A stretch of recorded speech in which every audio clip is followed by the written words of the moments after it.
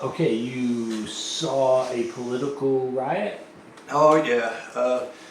When I got there, my very good friend uh, had been in the mining aluminum industry there for 30 something years. But when all this came to be, he approached me because I had a very unique skill set and said, "Hey, let's get some flying going over here." Well, what had happened was Guinea was a military dictatorship up until about 2012, and the United Nations had stepped in and pretty much demanded that Guinea have an open and democratic election, and they did.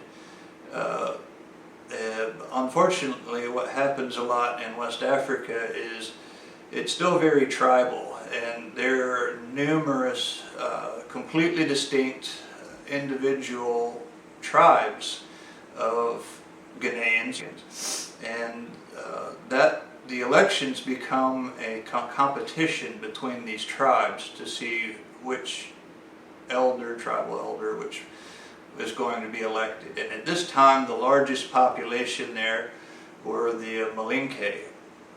And of course, their president, Alpha Conde, he got elected because of that large number.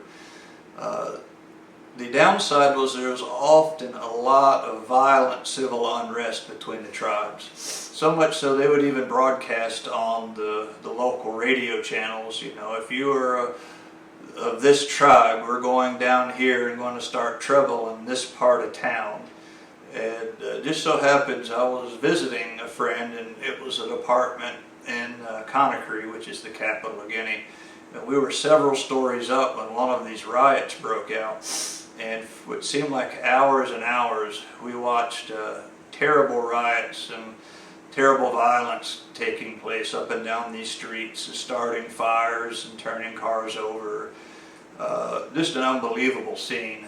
You know, a lot of these things are still very formative in my mind for politics and humanity and interactions of just unbelievable things that humans are capable of, and the guise of politics and such things like that.